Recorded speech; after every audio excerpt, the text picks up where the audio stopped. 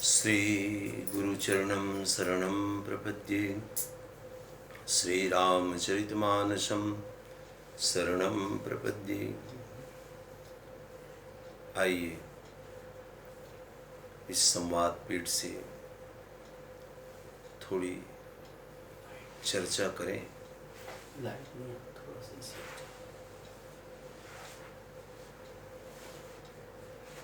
इससे पहले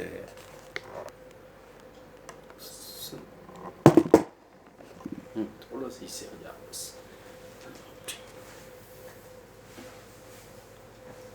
इससे पहले आप सभी को मेरा प्रणाम। जय श्री राम।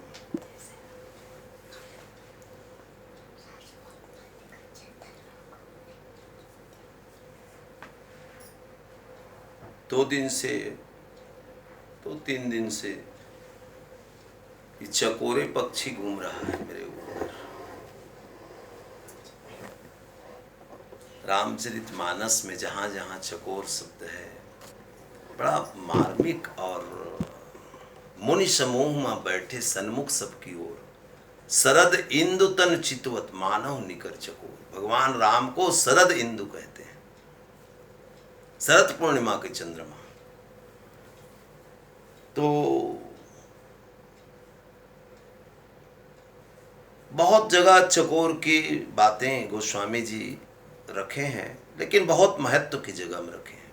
राम दरस हित नेम व्रत लगे कलर नर नारी, मनौ कोक कोकी कमल दीन विहीन तमारी। भगवान राम को तमसा के किनारे जब छोड़ आए अवध वासी, और जो उन्होंने संकल्प लिए कि जीवन में अब हम जब तक राम नहीं आएंगे तब तक नियम व्रत में जिएंगे, नेम व्रत। और वो भी किसके लिए? राम दरस हित नेम व्रत, केवल राम के दर्शन के लिए। और चित्रकूट से वापस आए, फिर गोस्वामी जी एक दूसरा व्रत की चर्चा करते हैं।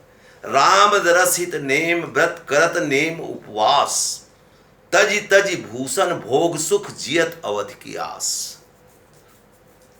दूसरे बार फिर वो लिए व्रत कि हम केवल चौदह साल के बाद आएंगे इस आस में जिए, लेकिन तज तज भूषण भोग सुख को पूरा समापन कर दिया। अब प्रमाण है रामचरितमानस में सांकेतिक रूप में कि दशरथ के राज्य में भी बहुत गड़बड़ियां हुई। कैकेयी का कोप भवन, राम का वनवास, राजा दशरथ की मृत्यु आदि। और राम के राज्य में होने के बाद भी गड़बड़ी बंद नहीं हुई। आप देखिए, जानकी के निंदक निकल गए, सीन निंदक अब ओग नसाए। लेकिन आप जरा विचार करिए, 14 साल पादुका का जब राज चला तो किसी प्रकार के अयोध्या में कोई गड़बड़ी नहीं हुई। हालांकि सब शोक निमग्न थे। और सबसे विचित्र बात तो यह है कि 14 साल के अंदर न किसी का जन्म हुआ, न किसी की मृत्यु हुई, क्योंकि तज तज भूषण भोग सुख जियत अवध की आस। ये है तुलसी का दर्शन, कानन बसहु की गेह। कोई फर्क नहीं पड़ता आदमी घर में रहे कि जंगल में रहे, यदि अपने में रहे, वो होश में रहे, तो घर में भी जंगल की जीवन जी सकता है। और होश में नहीं है तो जंगल में भी वहां शिकार करने जाएंगे, व्यापार करने जाएंगे।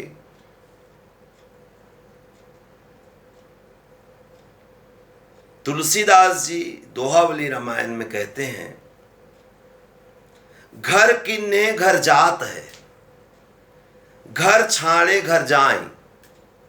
बड़ा कबीर के वाणी जैसा लगता है, उटांग वाणी। घर किन्ने घर जात है, घर छाड़े घर जाए। तुलसी घर बन बीच ही, राम प्रेम पुरदाई।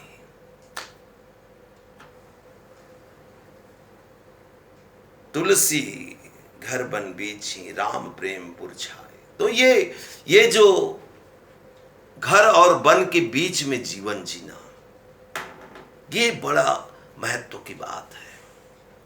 गिरी कंदरा में रह करके तपस्या करना सरल है, लेकिन घर में रह करके तपस्या करना, सब कुछ सहन करना, सबको मेंटेनेंस करना बहुत बहुत बड़ी बात है। परिवार बड़ा, इसीलिए गोस्वामी जी गृहस्थ को एक पहाड़ की उपमा देते हैं।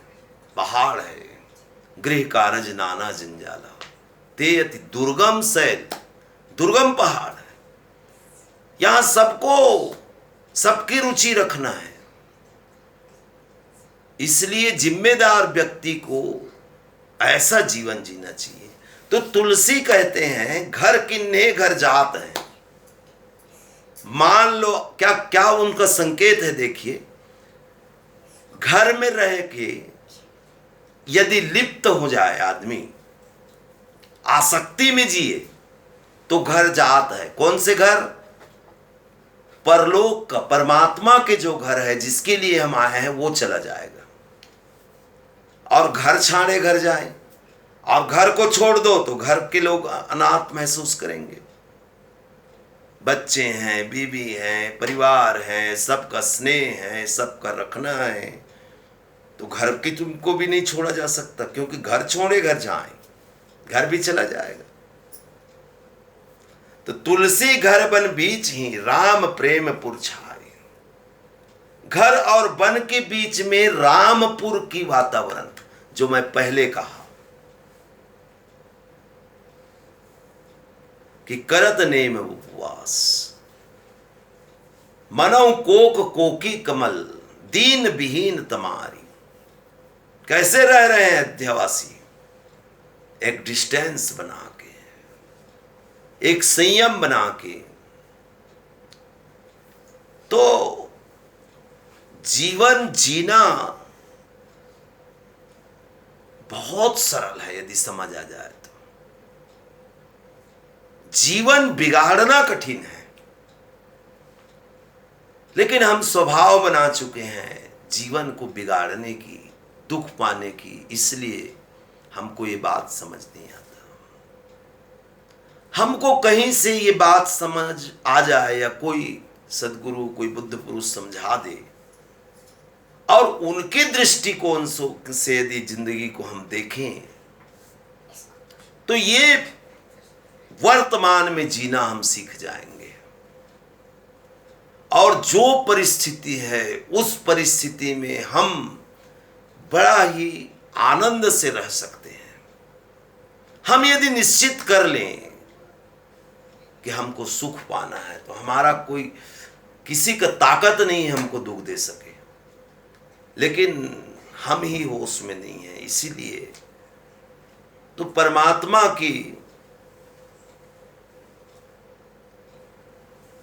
भक्ति की बात, परमात्मा की प्रेम की बात, ये केवल परमात्मा क्या है? ये संसार ही परमात्मा बन गया है, परमात्मा का रूप है। ये बच्चे परमात्मा के रूप है, ये परिवार परमात्मा के रूप है, ये जगत परमात्मा के रूप है, सब परमात्मा के रूप है।